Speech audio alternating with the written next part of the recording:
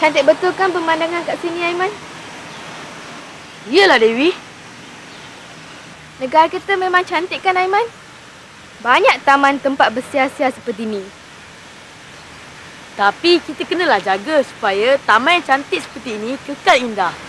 Memanglah, Aiman. Kalau tak dijaga, rosaklah keindahan dan kehijauan taman ni. Tapi Dewi, ada juga mereka yang suka membuang sampah merata-rata. Tak pedulikan arahan yang dibuat. Semua orang sepatutnya menyedari kepentingan menjaga alam sekitar ni. Kan, Aiman? Mari Dewi, kita pergi ke Kak Ati kat sana tu.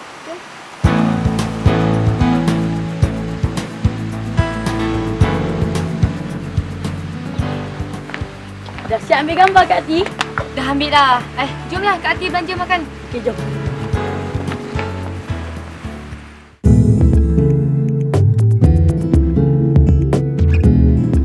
Apa khabar semua? Kak Ati harap adik-adik di rumah sihat ya? Baiklah, hari ini Kak Ati akan membawakan satu lagi kisah yang sangat menarik untuk dijadikan panduan dan renungan bersama. Apakah pula agaknya cerita menarik hari ini, Kak Ati? Tajuk menarik kita hari ini adalah berkaitan dengan penjagaan alam sekitar.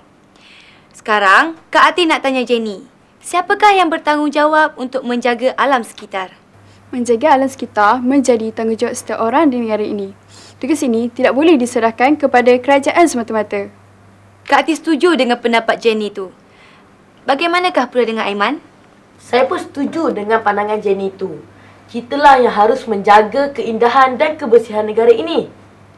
Apakah pula pandangan Dewi dalam hal ini? Bagi saya, semua masyarakat di negara ini harus memainkan peranan dalam menjaga alam sekitar, Kak Ati. Kerajaan telah menyediakan pelbagai kemudahan bagi kegunaan orang ramai untuk mengekalkan keindahan dan kebersihan negara. Baiklah, apa kata kalau kita saksikan cerita ini?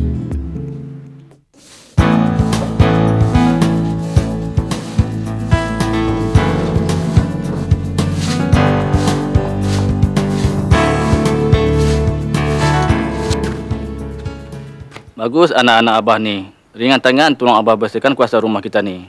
Yalah, Abah. Kalau kami tak tolong, siapa lagi? Kami pun nak dicontoh anak-anak baik, Abah. Baguslah macam tu. Betul Abah dapat anak macam kamu berdua ni. Yazid, adik. Abah nak tanya kamu berdua. Apakah kepentingan tumbuh hujan kepada manusia? Tumbuhan hijau menyejukkan bumi ini selain memberikan keindahan kepada alam ini. Betul tu Yazid. Selain itu, tumbuhan hijau memberikan oksigen kepada seluruh kehidupan di dunia ini. Tapi sekarang ni banyak pokok yang telah ditebang bagi tujuan pembangunan. Jadi bagaimanakah untuk mengekalkan keindahan tu, Abah? Pembangunan itu tidak salah Yazid. Tapi ia harus diseimbangkan dengan penjagaan alam sekitar agar bumi tidak terancam.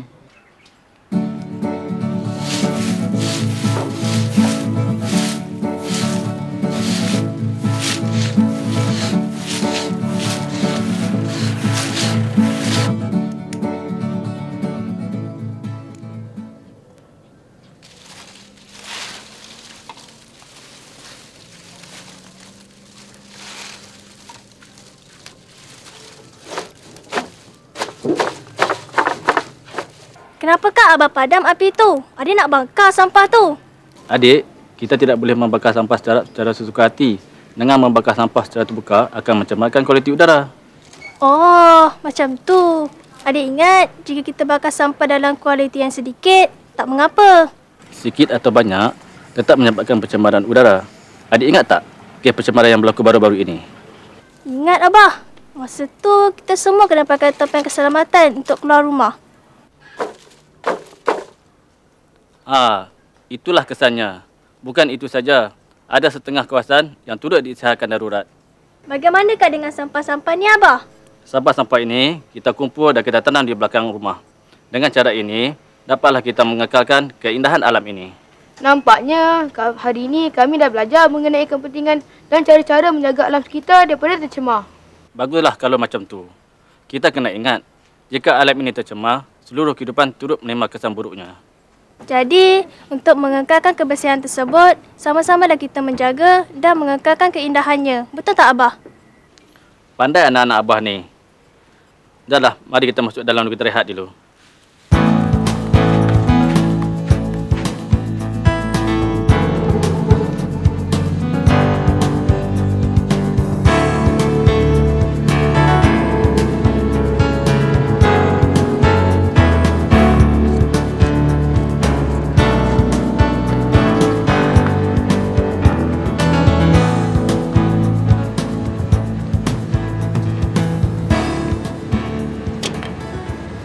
Bang, mana boleh buang sampah ni kat sini?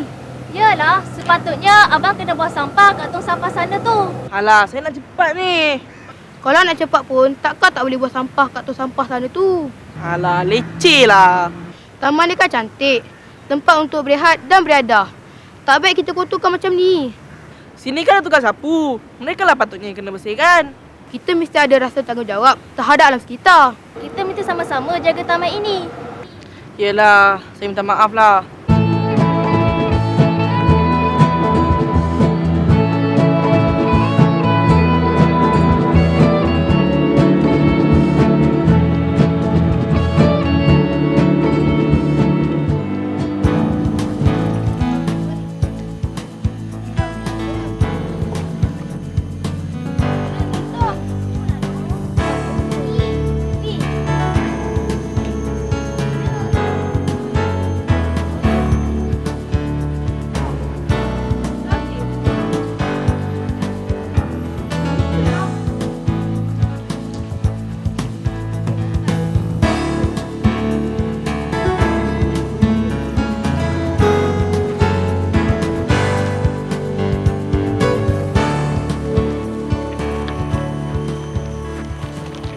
Bu, kalau selalu berkelah macam ni kan bagus.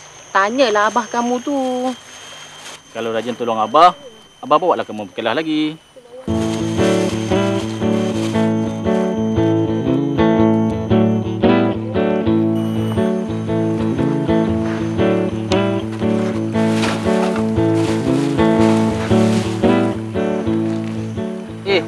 Awak nak ke mana dengan sampah-sampah ni? Saya nak pergi buang sampah-sampah ni lah, bang. Ibu, biarlah Long tolong buangkan sampah tu. Tak apalah, Long. Along rehatlah. Sebelum awak buang sampah-sampah tu, awak kena asingkan ikut kategori. Ikut kategori? Apa maksud abang? Semua sampah-sampah yang digunakan ada kategorinya. Seperti kertas, kaca, aluminium dan sebagainya. Sebelum dibuang sampah tu, kita kena kumpulkan mengikut kategori.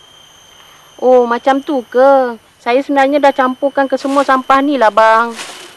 Tak boleh macam tu. Kita kena asingkan bagi memudahkan proses kita semula.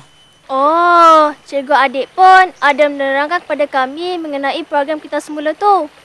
Sampah-sampah dikumpulkan mengikut warna tong sampah. Dalam membantu kerajaan melaksanakan kempen kita semula, pelaksanaan adalah penting.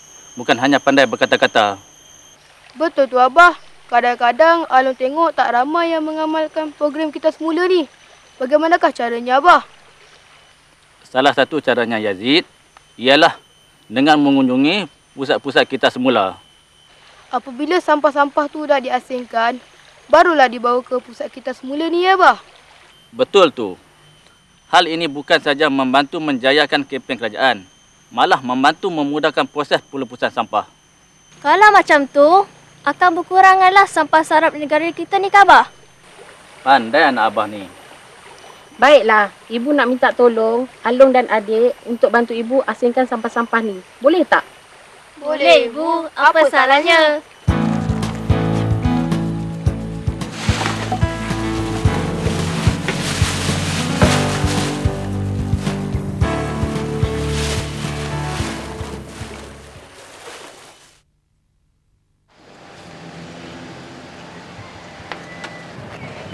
Dek, tak baik tahu buang sampah rata-rata. Kat situ kan ada tu sampah. Adik, kita tak boleh kotorkan tempat ni. Tak baik tau buang sampah merata-rata macam tu. Adik memang selalu buang macam tu ke? Mulai hari ni, adik jangan buang sampah merata-rata lagi ya. Kita kena sama-sama menjaga kebersihan alam sekitar. Sekarang adik pergi ambil sampah tu, buang kat dalam tu sampah sana.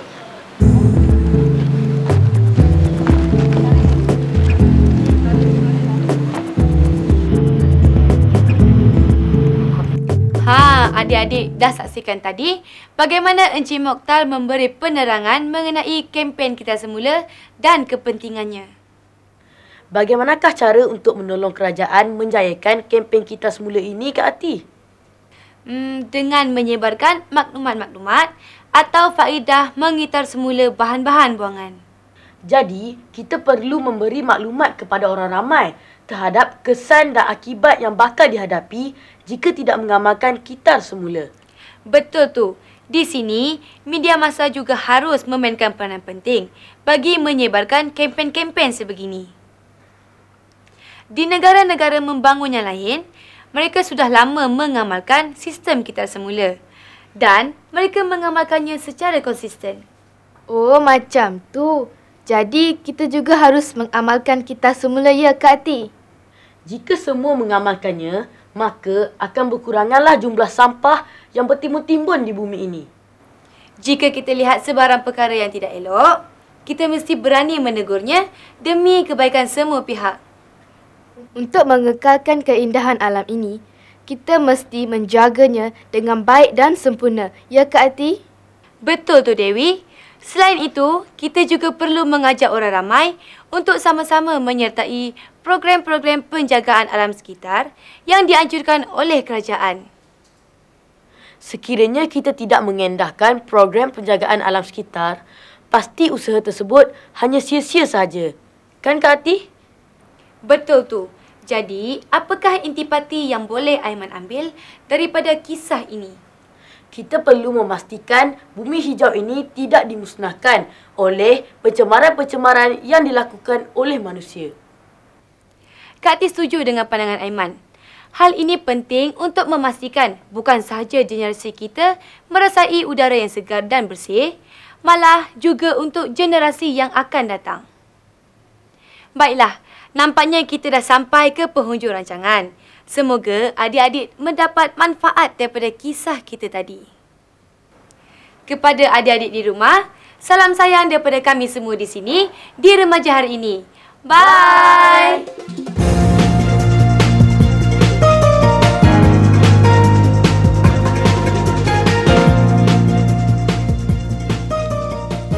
Tuhan telah mencipta alam ini dengan begitu indah sekali.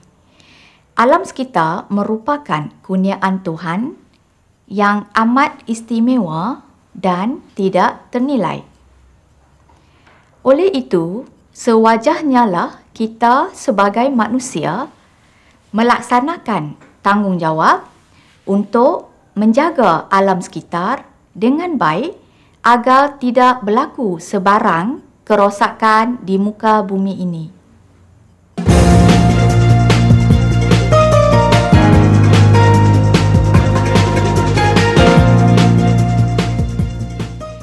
Kita perlu menjaga alam ini dengan baik kerana kita adalah sebahagian daripada alam. Hubungan manusia dengan alam tidak dapat dipisahkan. Kita bergantung kepada alam seperti tumbuh-tumbuhan dan hutan untuk menyediakan sumber makanan dan bekalan oksigen, menyeimbangkan suhu, tempat penyimpanan air, mengekalkan struktur tanah daripada terhakis dan menyediakan pelbagai sumber ekonomi untuk menampung keperluan hidup manusia.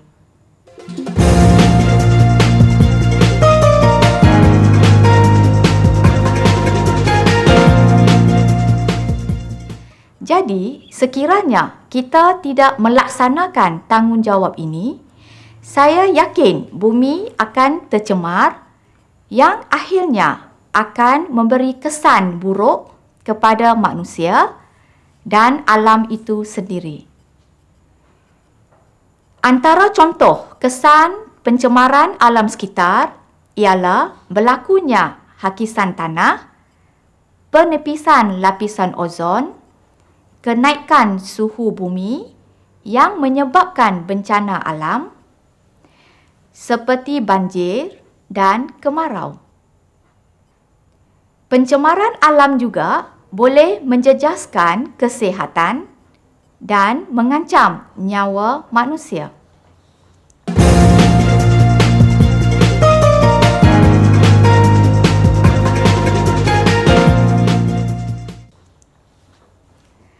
Sesungguhnya, tanggungjawab menjaga alam sekitar merupakan tanggungjawab semua pihak.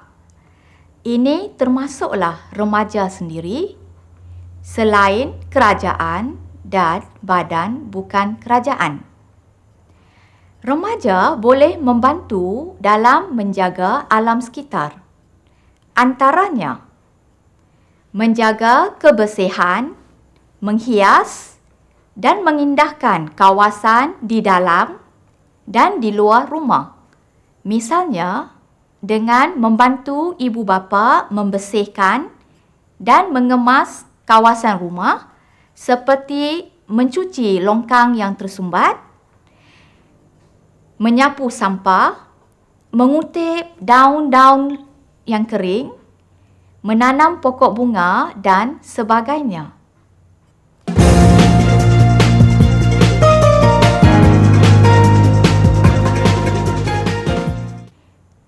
Mensyukuri anugerah Tuhan dengan tidak melakukan perbuatan yang boleh menjejaskan alam sekitar.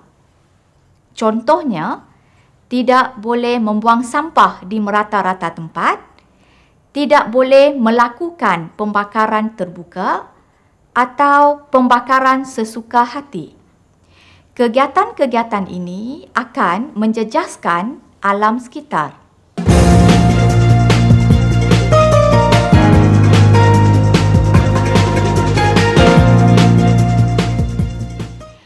Menyokong segala usaha bagi memelihara dan memulihara alam sekitar. Contohnya, memberi sokongan terhadap kempen alam sekitar dengan mengurangkan pembuangan sisa.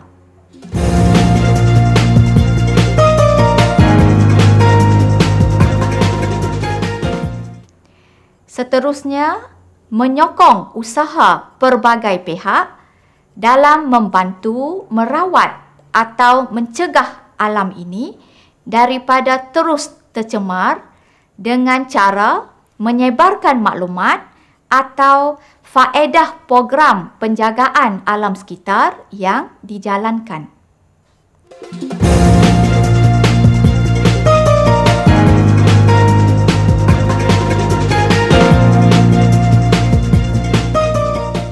Remaja juga boleh melibatkan diri dalam program alam sekitar yang dijalankan di peringkat sekolah, komuniti dan masyarakat, misalnya melibatkan diri dalam aktiviti gotong royong membersihkan kawasan sekolah.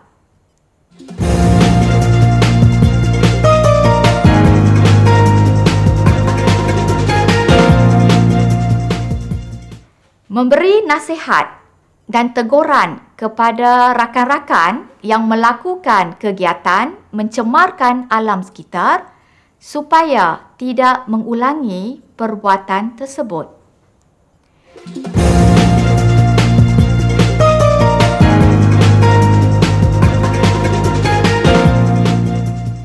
Seterusnya, remaja juga perlu mematuhi peraturan dan undang-undang berkaitan dengan Akta Alam Sekitar.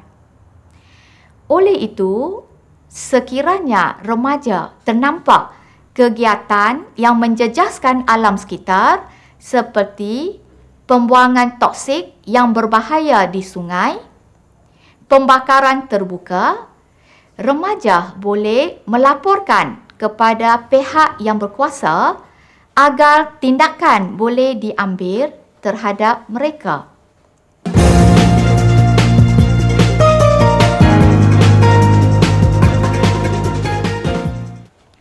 Sesungguhnya, usaha untuk menjaga alam sekitar ini adalah usaha kolektif semua pihak.